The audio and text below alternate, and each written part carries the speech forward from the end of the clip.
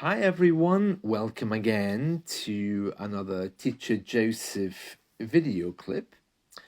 You're all very welcome. This is our weekly lesson and we're going to be discussing a story from the news. Now you'll see here I already have a news story on the screen, and if you're listening to this in the podcast, don't worry, I'll be reading this. The headline says, the Osmonds pay tribute to genius brother Wayne.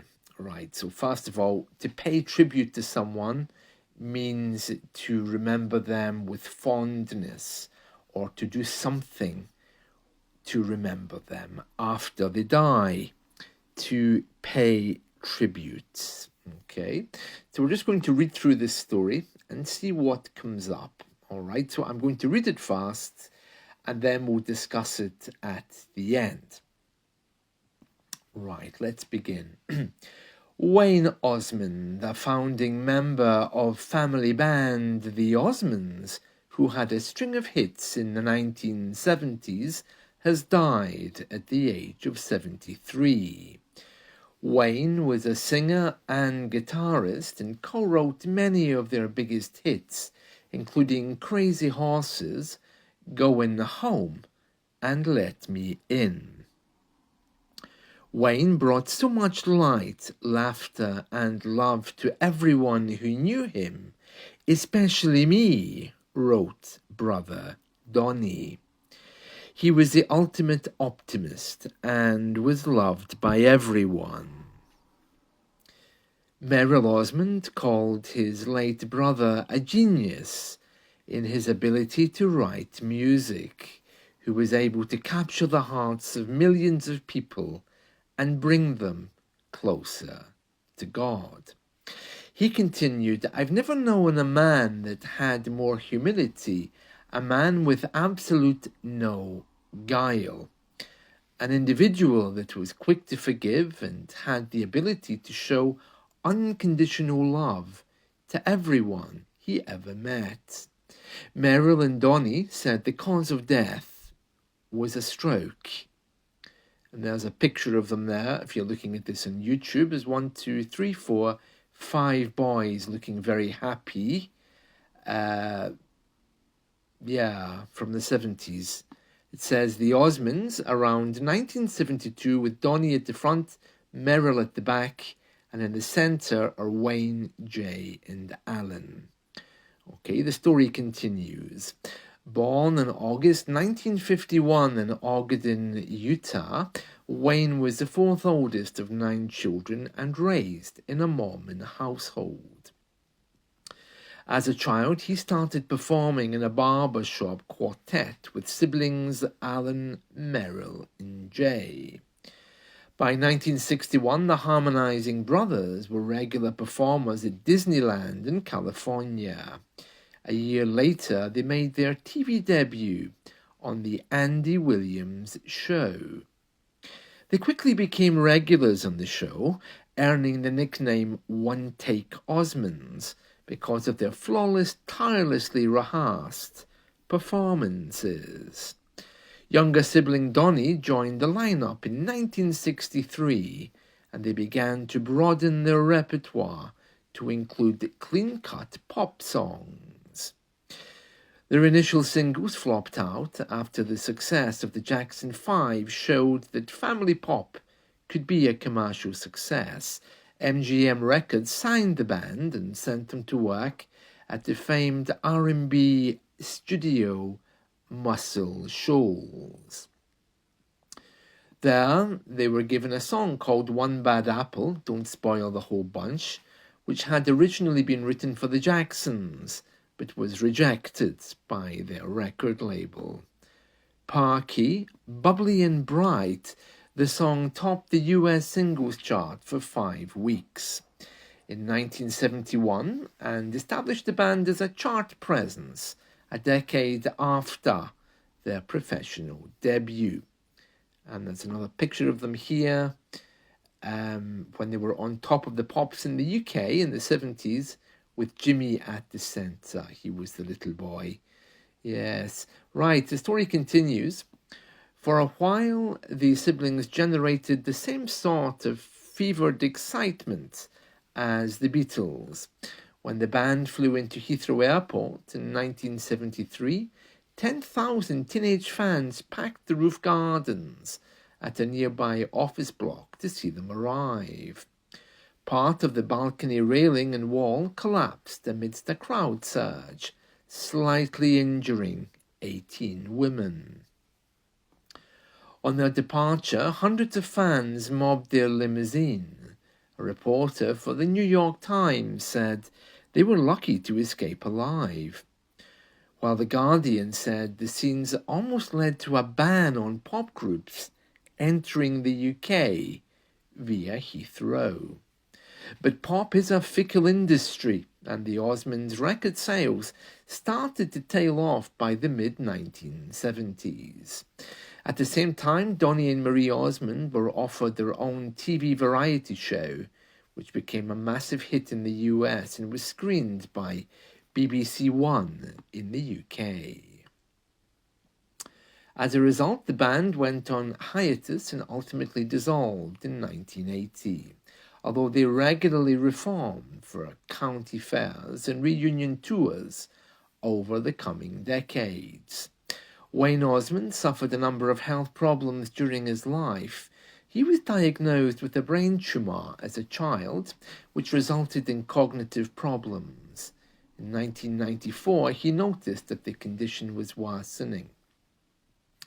I noticed I couldn't play my saxophone anymore because my head would start throbbing, he later recalled, and my knees would fall out from under me when I was on stage. This all began happening within a week.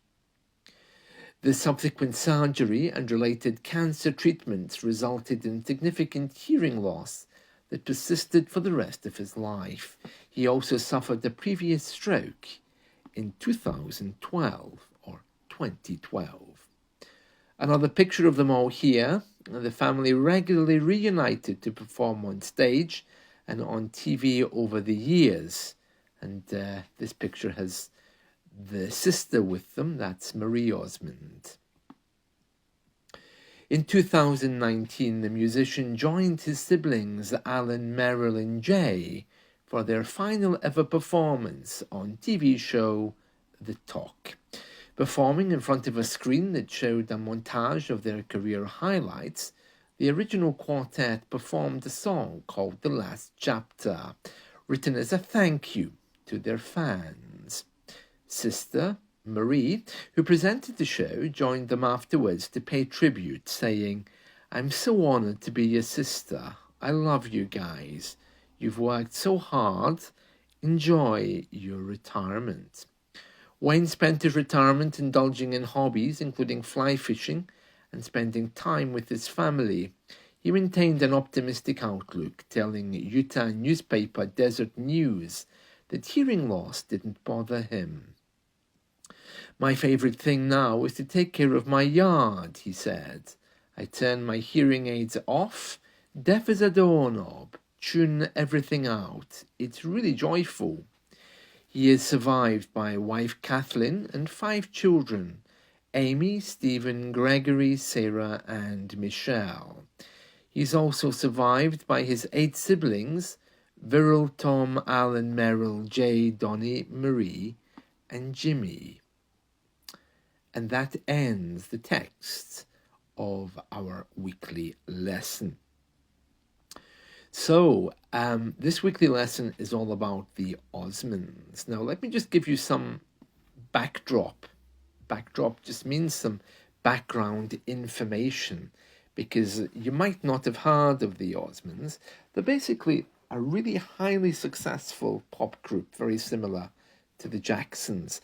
But the difference with the Osmonds is they are actually, or they were at least, I don't know if they still are, coming from Utah. And that's known because that's where many Mormons live. The Mormons are a group of people who follow a particular religion called Mormonism, or you might know them as Latter-day Saints. It's those boys who come around and knock on your door. They're usually American with little black name badges, and they talk to you about the Book of Mormon, which they believe is an addition to the Bible. It's very interesting. Actually, there's a guy here in the UK does a podcast. I mentioned this a few weeks ago. He's recently been kicked out of the Mormon Church, and his podcast is very interesting, not because of what he says, but because he has a really beautiful voice. He has a really nice way of speaking, and if you're interested, do please listen to him. His podcast is called Nemo the Mormon, and he's a very easy man to understand, very easy to listen to. Anyway, I digress because I wanted to let you know that the Osmonds were a very famous pop group here in the UK and in America. They came from Utah in the States, and there you can see a picture of Wayne Osmond. It doesn't tell you here that Donny Osmond went on to have his own TV show with his sister Marie. It was called The Donny and Marie Show, and she has a biography as well. Very interesting people. Donny currently here in the UK in a theatre production. I think it's Wicked he's in. He's in one of the main theatre productions anyway. Let's see. So we want to just address a few issues here now that I've given you the backdrop. I want to tell you here, you can see it says in this first paragraph, Wayne Osmond, a founding member of the family, the Osmonds, who had a string of hits. So when people have more than one pop hit, more than one thing, we can say they've had a string of hits. For example, I have a string of podcasts now that I have over 1,000. I'm not sure how popular they are, but a string. Okay, so something which is well known, at least, you can say it's a string. So he had a string of hits, or they had a string of hits. Wayne was a singer and guitarist. I'm on the second paragraph now. And he co-wrote many of them. That means that he didn't write them alone. He wrote them with somebody else. The next paragraph, Wayne brought so much light, laughter, and love to everyone who knew him, especially me, wrote Brother Donny. He was the ultimate optimist and was loved by everyone. The ultimate optimist, yeah, you know Americans love that, don't they? They love to be optimistic about life. The glass is always half full in their eyes, isn't it? Merrill, who's another one of the Osmonds, says here that his brother was a genius in his ability to write music, who was able to capture the hearts of millions of people and bring them closer to God. I'm not sure about the God reference because, as far as I know, they never sang any religious music. I could be wrong there. So maybe they're just talking about how the arts lift us higher. It goes on to say here, I've never known a man that had more humility, a man with absolute no guile, an individual that was quick to forgive and had the ability to show unconditional love to everyone he ever met. Marilyn Donny said the cause of death was a stroke. Another picture there, you can see if you're looking on my video clip. And it goes on to talk about them, how they were in a quartet, that's 4 people singing, okay? And it says at the top here, born in August 1951, Wayne was the 4th oldest. Then it says that they performed in a barbershop quartet, which was quite normal, and then they were regulars at Disneyland, and then they went on to the Andy Williams show. I love the Osmonds. I think if you liked Boyzone, the Irish boy band, they had a song called Love Me For A Reason. That was a hit by the Osmonds before it was for Boyzone.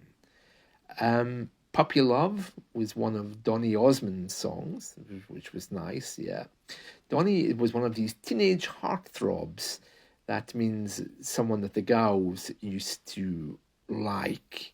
Because if you see the picture of him here, Donny with the white teeth and the dark hair, very appealing to some people. So he went solo, but still performs with the Osmonds. And it says here, they quickly became regulars on the Andy Williams show. And they called them the one-take Osmonds because they didn't have to repeat. They just had to record everything at once, in one take, as we say. Their initial singles flopped. To flop, it means to not be a success, to flop. But after the success of the Jackson 5, showing that family pop could be a commercial success, MGM Records signed the band and sent them to work. So, yeah, they became very well known, very popular here. I think when I was a boy, I had a poster of the Osmonds on my bedroom wall next to Tiffany that sang I Think We're Alone Now. Yeah. Anyway, it goes on to say they were given a song called One Bad Apple, which was written for the Jacksons but was rejected. And then it says Parky, Bubbly and Bright. Well, that just means that they were, in their body language, very, how would you say, Parky? Yeah, full of energy, full of beans, as we say.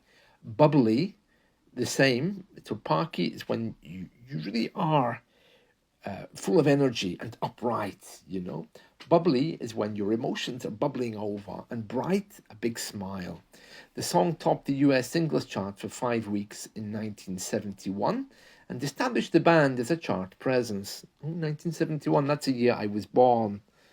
A decade after their professional debut. But they weren't like the Beatles because they were too clean. You know, the Beatles were a bit more kind of risque, asking us to change and embrace different lifestyles. But the Osmonds were very clean cut. I liked them.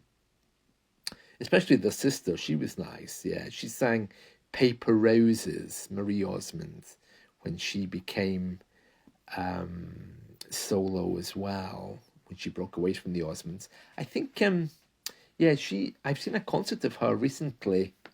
Yeah, I came across a concert of hers online. Very nice singer. So it says here, the siblings had generated the same sort of fevered excitement as the Beatles. The siblings. Siblings is your brothers and sisters. Okay. And it says here, 10,000 teenage fans packed the roof gardens at Heathrow Airport to watch them arrive. Yeah, they were popular. Part of the balcony railing and wall collapsed, injuring 18 women. Oh yeah, the women loved them. On the departure, hundreds of fans mobbed their limousine. A mob is a group of people who maybe don't want to harm people, but are causing danger. And to mob is also the same. A reporter for the New York Times said they were lucky to escape alive, while The Guardian said the scenes almost led to a ban on pop groups entering the UK via Heathrow. Right, so we'll leave it there, I think, and that'll give me some other phrases that I'm going to put on our YouTube clips for the rest of the week. So I hope you've enjoyed this. This has been our new weekly lesson, and I'll post a link and the text of this article online. Please be aware that the BBC sometimes they change stories or choose to change them when new information comes up. So even though I'm posting a link and the text I've just read, don't be surprised if a few words are different by the time you come to read this, if you're using the link, because that sometimes happens. All right. And there we are. So that's it. I hope you've enjoyed this, and let's talk again soon. See you. Take care. Bye.